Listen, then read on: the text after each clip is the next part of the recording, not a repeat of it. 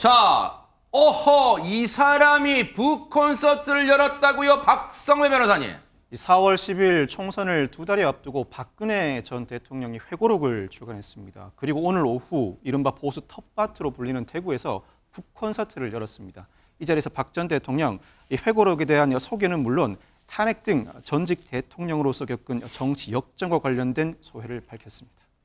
아하, 저게 이제 오늘 북콘서트 모습인데요. 자, 허준 변호사님, 구체적으로 북콘서트면 이제 뭐 책을 썼다는 건데 저 자리에서 무슨 얘기를 했을지 막 궁금해요. 가장 눈에 띄었던 것이 2021년 늦가을에 수감 상태에서 썼던 미공개 자필 메모가 공개가 된 건데요. 이제는 모든 멍해를 묻고 누구도 원망을 하지 않겠다라는 입장의 글인데 그때 당시에 이제 그 감옥에서 내가 다 지고 가면 해결될 것이 아닌가라는 생각에 이 글을 썼고 이걸 유영하 변호사한테 전달을 했었는데 이걸 오늘 공개를 했다고 합니다. 대통령으로 재직하면서 혼신의 힘을 다했던 일이 적폐로 낙인 찍히고 또 맡은 바 직분에 충실하게 일한 공직자들이 구속되는 것을 보는 것은 견디기 힘든 고통이었다. 그리고 처음 정치를 시작할 때부터 함께 해줬던 사람들이 모든 짐을 자기에게 건네주는 걸 보면서 뭔가 무상함을 느꼈다라고도 했습니다. 하지만 이건 모두 다 정해진 운명으로 생각하고 받아들이기로 했다고 하고요. 또 대통령으로서 한 나라를 위태롭게 하는 어떤 어둠의 세력들로부터 안보를 지켜낸 것도 뿌듯했고 또 조금이라도 나은 삶을 국민들에게 드리기 위해 노력했던 시간들 보람 있었다라고 대통령 시절을 회상을 했는데요. 네. 이번에 이 회고록을 쓰게 된 계기도 아쉬운 것은 아쉬운 대로 또 잘한 것은 잘한 대로 그대로 얘기를 하고 미래 세대에게 도움이 됐으면 하는 바람에 집필을 했다고 밝혔습니다. 오늘 행사장에서 했던 얘기 좀 직접 들어보시고 이어가 보도록 하겠습니다. 이렇게 올 수 있었던 것도 그동안 거의 하루도 빠지지 않고 열심히 재활운동을 한 덕분이었다고 생각을 합니다.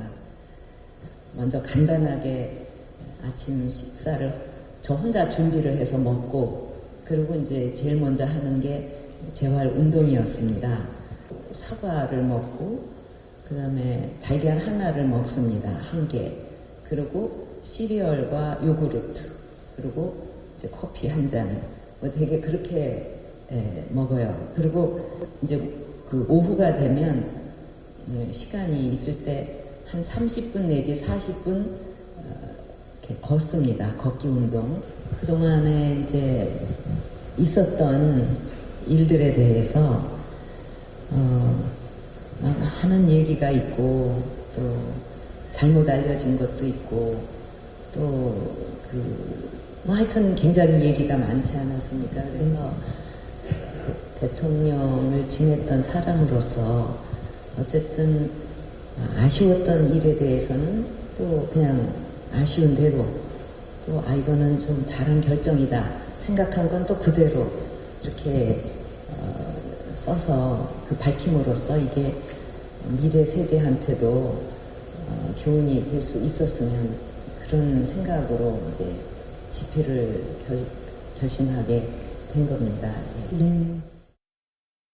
네. 사실 이제 북콘서트에는 이제 많은 이른바 팬분들, 뭐 정치적 팬이든 아니면 그냥 심정적으로 팬인 분들, 뭐 다른 팬분들, 지인분들, 이게 지지자분들이 오기 때문에 일상을 어떻게 지내는가도 막 궁금하니까 아마 저런 질문을 한 것 같아요. 거기에 대한 답변도. 그런데 마침 이 자리에 또 대구의 아들 박성배 변호사님, 또 대구의 딸 허준 변호사님이 오셨는데 진짜 궁금해요, 허준 변호사님. 대구에 딱 나타나면 한번 등장하면 진짜 대구가 막 들썩들썩 합니까? 어떻습니까? 난리 나요. 진짜요? 그러니까 물론 박 전 대통령도 정치인이기 때문에 대구 사람이라고 해서 무조건 좋아하지는 않을 수 있어요. 좋아하는 분도 있고 뭐 그렇게 좋아하지 않은 분도 계시겠지만 좋아하는 분들을 참 많이 보게 되는 것 같아요. 뭐 악수도 하고 싶어하고 뭐 우시는 분도 계시고. 그래요? 아직까지는 이 대구 지역에서 박근혜 전 대통령의 영향력이라든가 네. 관심도는 상당히 높다는 생각이 들기는 합니다.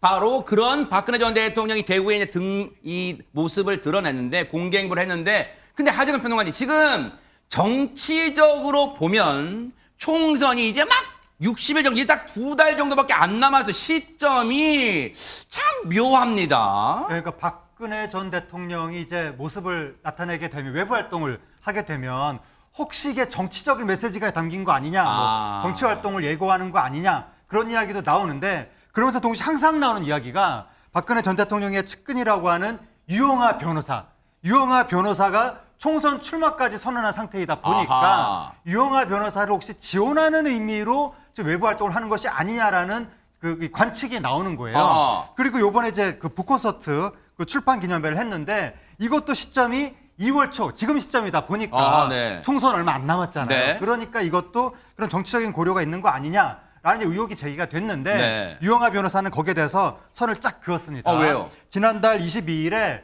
출마 기자회견을 할 때도 네. 이제 기자들이 물어본 거예요. 박 전 대통령이 이번 출마에 대해서 어떤 역할을 하고 어떤 메시지를 줬느냐라고 하니까 유영하 네. 변호사가 제가 스스로 결정한 거다. 네. 박 전 대통령한테 말씀은 드리지만 허락받는 것은 아니다. 아하. 그냥 열심히 하라는 말씀만 있었다. 네. 그리고 이 저의 선거를 도와주기 위해서 북콘서트 날짜를 네. 2월 달로 잡았다는 것은 네. 정치공학적 시각이다. 네. 그냥 출판사에서 그렇게 네. 일정을 잡은 것이다. 네. 그렇게 해명했습니다. 관련해서 유영하 변호사 얘기 들어보시고 이어가 보도록 하겠습니다.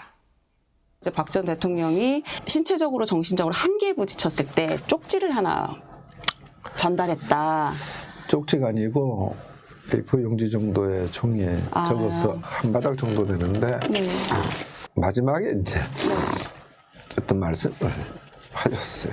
담당 교도관한테 제가 많이 힘들어 하신다. 몸도 안 좋으시고 그래서 어떻게 병원에서 조금 몸을 돌볼 그런 이렇게 해줄 수 있냐.